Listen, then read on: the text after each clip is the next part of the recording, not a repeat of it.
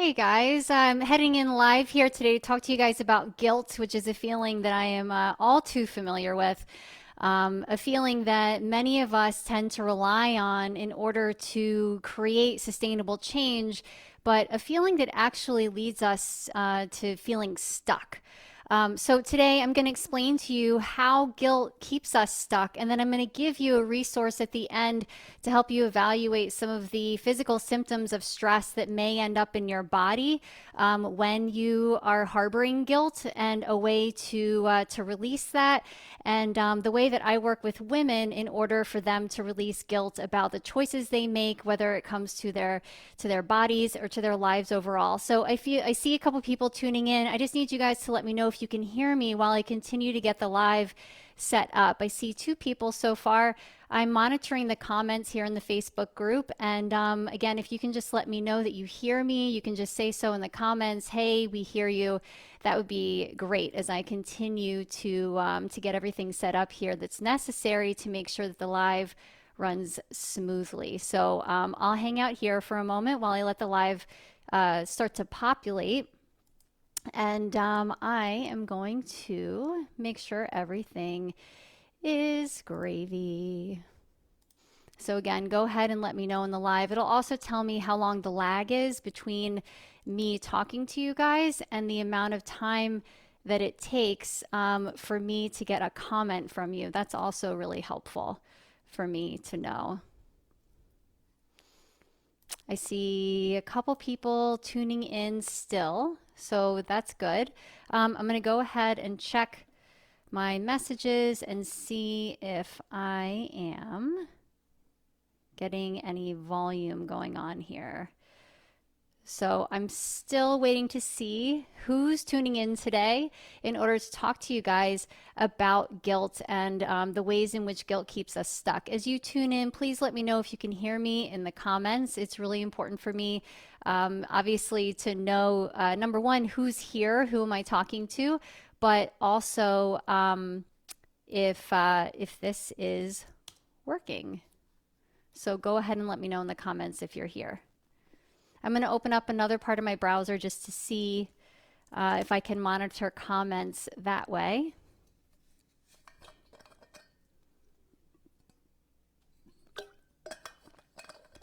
And I'm going to tell you guys today about talking to my kids about guilt, which was a really interesting story. Okay, cool. All right, so I see comments coming in. That's great. I'm going to move this comment section over here. Okay, and I see the comments coming in over there. All right, awesome. So today, excited to be talking to you guys about how guilt keeps us stuck. I'm not a stranger to guilt. It's something that I feel often, but the important part about guilt is knowing how to address it and how to let it go, and what it's doing to your body and how it keeps you stuck. So, the first thing I want to talk to you guys about is this morning, I was telling my kids as I was writing the live all about what I was going to be talking about. And I asked them, I said, what do you guys think guilt is? And they both paused and they went from like a joyful expression to concerned. So already 6 and 9 years old, they already know that guilt has a kind of bad connotation to it. And they said it's when you feel bad about something that you did. Now, my older one, who's a 9 year old, she said that she felt guilty about eating a cookie once. And I sort of raised my eyebrows, like, oh my God, this is happening already. But what she said as she continued was because she didn't share the cookie with her sister. And she said next time she would just break it into two pieces. So I said, okay, fair enough. My little one, Jillian, she's 6, and she said that being guilty is a feeling that you have when you want to apologize for something. So you just feel badly and you want to apologize. And here's the thing about asking my kids a question like that is that it was so simple. As adults, we make things so complicated, right?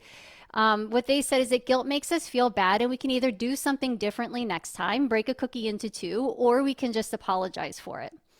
And as adults, we start by thinking that that guilty feeling is helpful in certain situations. So it starts out as innocent enough as kids. I feel guilty, I apologize, I break it in two, it's totally fine. But as adults, we end up giving a lot of meaning to it, and then we start obsessing about it, and then we worry about it, and we don't come up with really simple, quick solutions in order to release it and to let it go by breaking the cookie in two or just by simply apologizing. And the thing is about guilt is that it's a learned behavior, and it's actually a learned emotion to have. And the reason that we hold on to guilt is for some pretty practical reasons. Research has shown that guilt helps us maintain relationships. It gives us a sense of control over our feelings, and it can be a way to relieve emotional stress. It helps us have the responsibility back, right? We take it on and we say, oh, well, if I feel guilty about that, it gives me a sense of control. So we believe that we can actually do something about it if we feel guilty enough. So fair enough. That seems helpful, right? As far as relationships are concerned, guilt can keep you from having an affair. Guilt can keep you from abandoning your kids, and it can put you in control of figuring out things so there can be resolve in your life.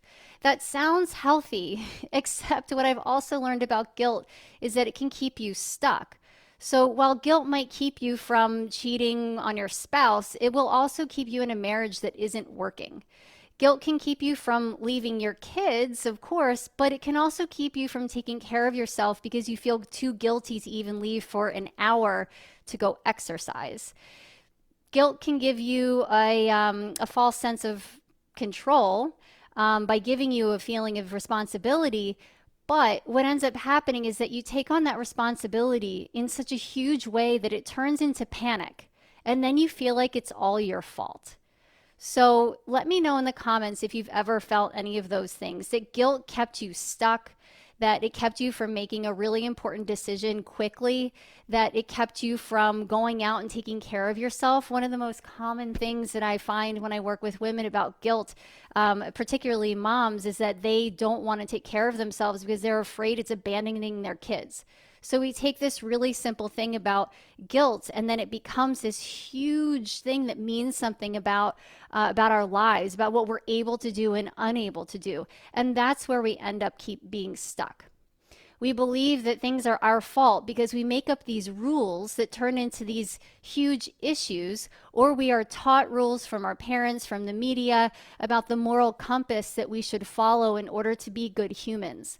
And we take that very simple thing like, don't abandon your kids, and we say, oh, well, taking an hour to myself is abandonment. or not having honest conversations with a friend or with a spouse or a family member because you're afraid and you can't move through the guilt. With young kids like mine, 6 and 9, they aren't heavily influenced like that. Guilt is experienced as I feel bad and there's a solution on the other side and I'm going to get rid of it, right? Break the cookie in two or apologize. Responsibility released and it's done. They move on. It's not that simple for us. So in this training, I'm going to break down guilt and I'm going to explain how all of this has to do with our bodies, the way we feel about ourselves, our ability or inability to take action for the healthiest versions of ourselves, and how I help my clients resolve feelings of guilt when it comes to their bodies and it comes to food, and give you a guide for understanding your own body. Now, this is a new guide that I'm releasing. It's just a small part of what I do, but I think it could be really helpful for you guys. So before I continue on, I want to check in, and this is maybe like a 10-minute live, not that long of a training, very direct, but I do want to check in with you guys about guilt and our own adult bodies. So let me know who's here, and let me know a choice you've made lately, even if you're watching this on the replay, that made you feel guilty when it came to your health. So this type of choice, it might be that you decided not to go for a run that day, or you didn't exercise, or maybe you ate chocolate and that made you feel guilty. So I want to know whether the choices are small or they're big. What is a choice that you've made lately that made you feel guilty? Or do you have a memorable choice that you've made that made you feel guilty? So if you wouldn't mind letting me know in the comments below, that would be awesome, because I want you to know that you're definitely not alone in that. I still get those feelings of guilt sometimes when I overdo it on something, or that feeling of regret, right? But the important thing is that we don't hold on to it, that we can see it, we evaluate it, and we don't allow it to keep us stuck in a cycle of self-loathing and not being okay. So I'll go ahead and take a look at those comments in a little bit and see the kinds of things that you guys are dealing with as it comes to to guilt in your own life. Okay, so I'm going to go ahead and dive in. There are 4 parts of guilt as harbored emotions in adults. So guilt as 4 parts is, number 1 is a self-conscious emotion. So we feel self-conscious about something.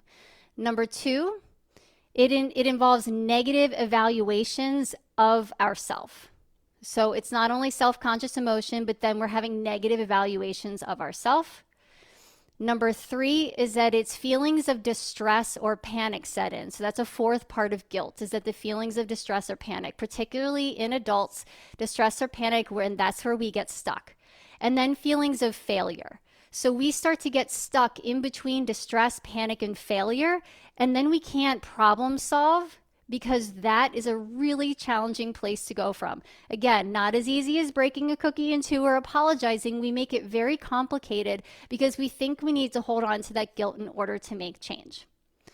Looking at the comments, I see that choosing to work through walking time today because deadlines bubbled up may be something that is fueled with guilt, right? So we can decide that that's a choice that we had to make, or we say, this is something that I ended up doing today and I'd like to change it in the future. So what ends up happening is that we start to feel guilty about the choices that we're making.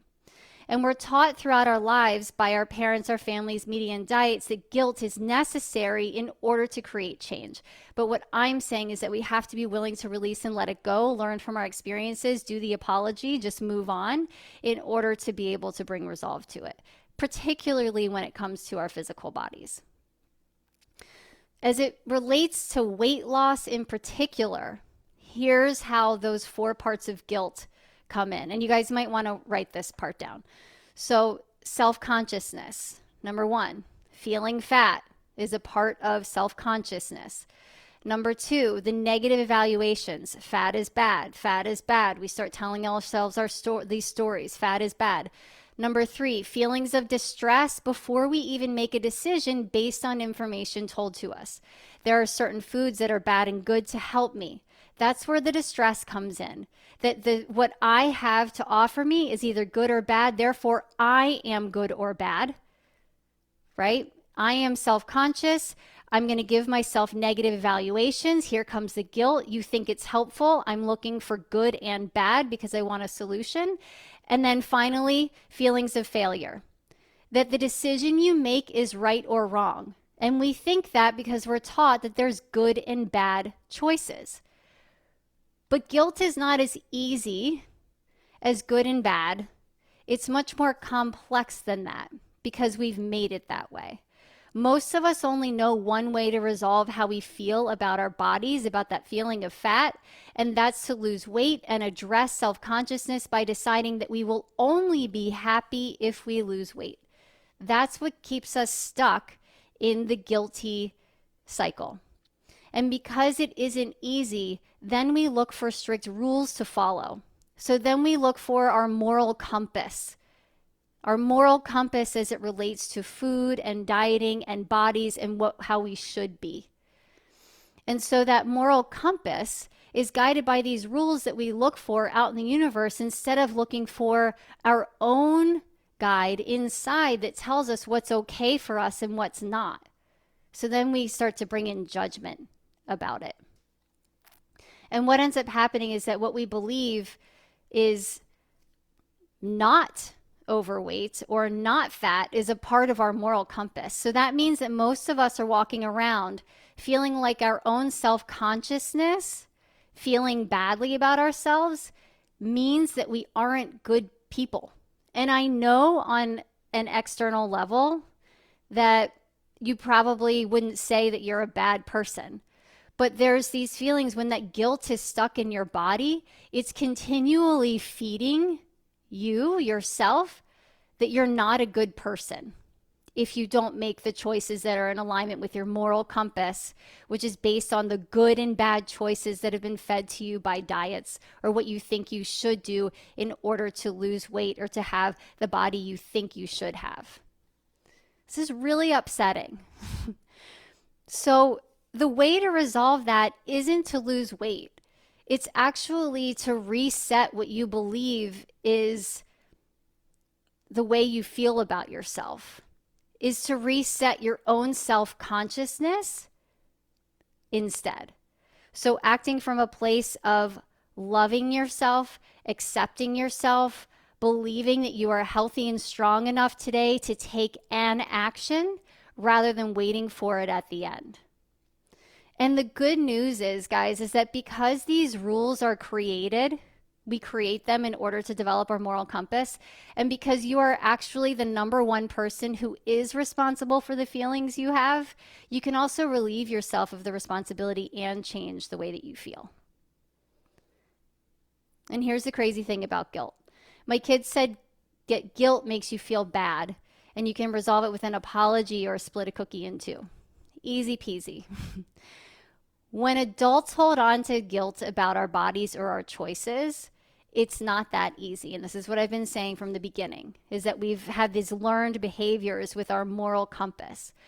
When those things get trapped in our body, there are some serious consequences that come up.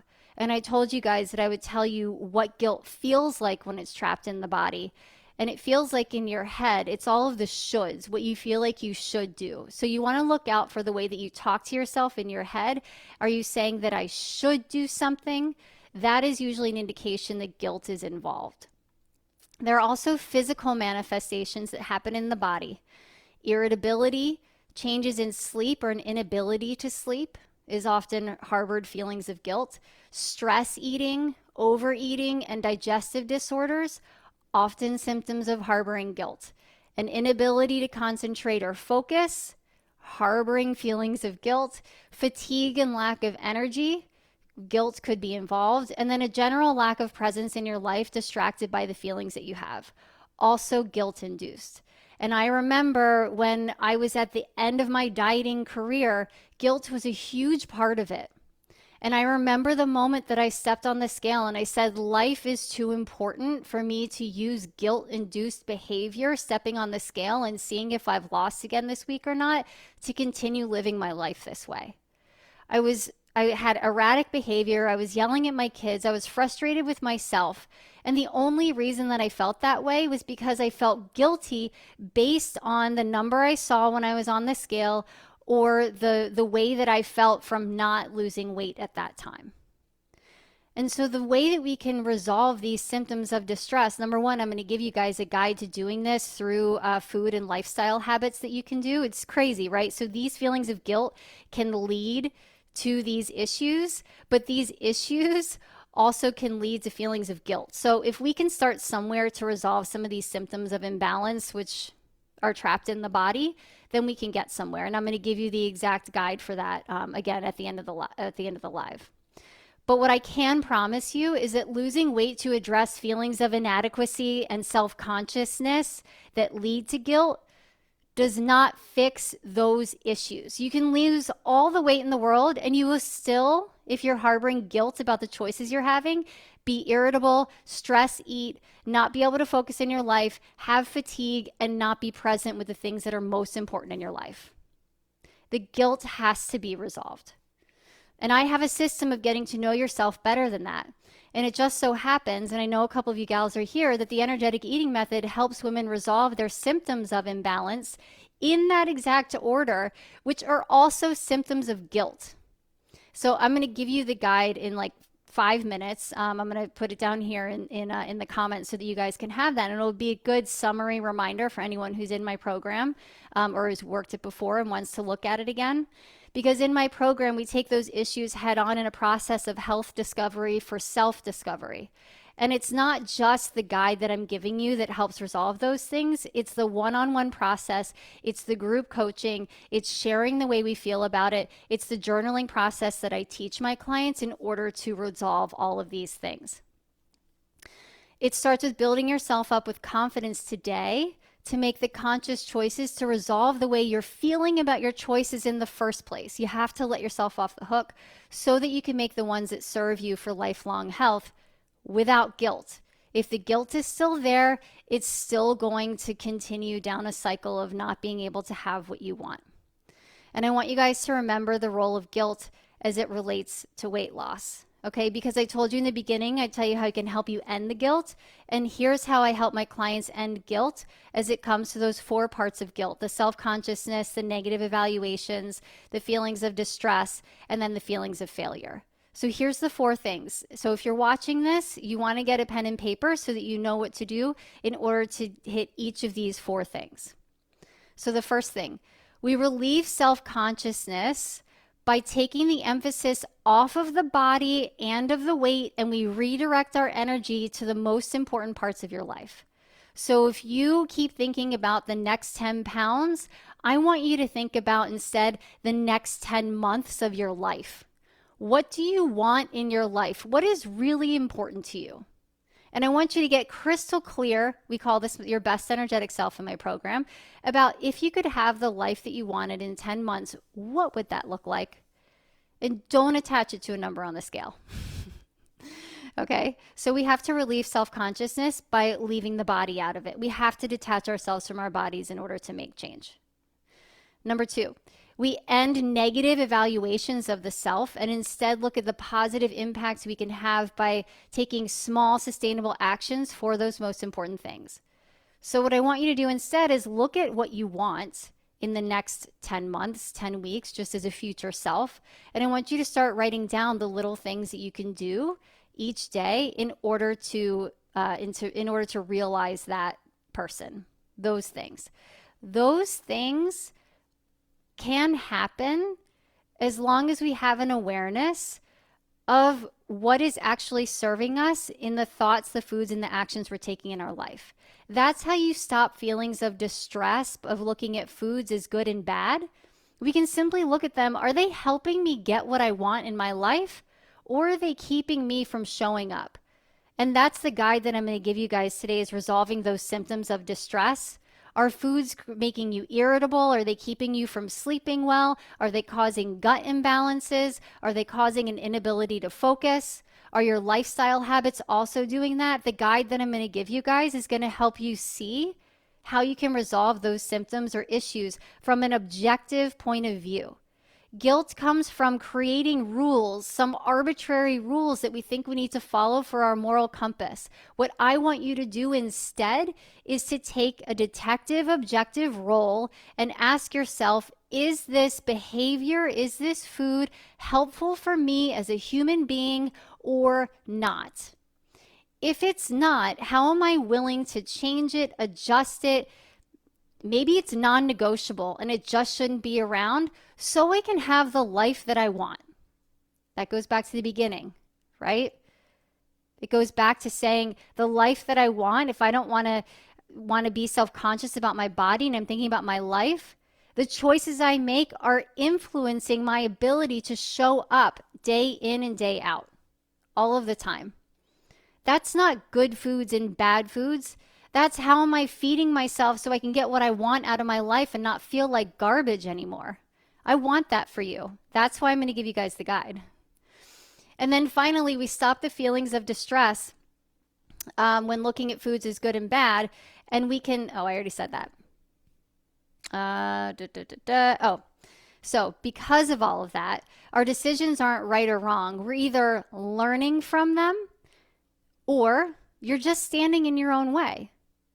So I want you to look at the choices you make, not as this is a guilt-ridden choice. It's either a decision that helps you learn something about yourself, or it's something you want to keep and move on because it feels really good and you're ready to continue it. Guilt doesn't have to be a part of you growing. In fact, it's a part of you letting it go that allows you to say, is this actually working for me or not? And if it's really hard for you to know the difference between those things, I highly recommend You work with an integrative health coach who understands the nuances and the differences between what good and bad foods as one camp versus the way that we treat ourselves and act and take action and fuel ourselves for the lives that we actually want. It's a different type of process that's intrinsically motivating and feels way better and is not guilt induced. That's the key to health. My job is to help women install all of those steps to end guilt and practice it over and over again so that we can get out of our way once and for all. And while today I couldn't possibly help all of you with all of those things, I do have a few solutions for you that you can take advantage of. One of them is my 5 symptoms of imbalance guide. And I'm going to go ahead and just put that here in the comments. So again, some of you already know a bit about this process. It'll walk you through those 5 symptoms of energetic imbalance, which happen to be symptoms of guilt as well. And with an objective detective look, I want you to just go through them and ask yourself, how are you doing in those areas of your life? Is there something that could be tweaked? If anything else, it'll just help you feel better. If it's hard for you to implement those things, then I want you to set up an empowerment call with me so that we can talk about how I could help you implement them in my 12-week, 12-step program. And the link to book that call, I'm going to throw in here in just a second too. I got to snag that from my things here. It's also in the guide. But if what I'm saying is resonating with you and you're interested in this, then booking the call with me first might be really helpful for you. And we could even go through the guide together and I'll give you a few tips about implementing some of the things that are in there. And it's not just about guilt. Like I said, these 5 symptoms of energetic imbalance in the body, they're as much emotional as they are physical. And they have to do with your entire body. Either working for you or against you. The other work that I do with women as far as the mindset is concerned is a huge component of that that's not included in the guide. So a lot of that work I talk about here in my Facebook Lives. It's the affirmation work. It's the work where we get in front of the self-consciousness so that we feel motivated for change for the important parts of our lives, not just the weight loss part. So if you guys have any questions, definitely let me know in the comments below. Today is all about how we can really identify those feelings of guilt, understand what they are, know how it's different for adults who stay in the stress and distress mode of guilt, how we can relieve it, but also how we can address some of those symptoms of imbalance head on and understand what's actually happening in our bodies. Once we know what's happening for sure, guilt doesn't have to be a part of it. It's objective. Like, if you're willing to resolve the issues going on inside of your body, we don't have anything to feel guilty about in the first place. So, yeah. So again, if you guys are watching this on the replay, definitely send me some questions, any comments you have about the live. I'm always coming in and taking a look and responding back to any additional things that you have to say about this. And it was my pleasure showing up today for you guys and talking about guilt, the ways that it keeps us stuck, the simplicity of the child mind and the complexity of our minds as adults as it comes to guilt and how we treat ourselves. I hope you have a great night. See you later.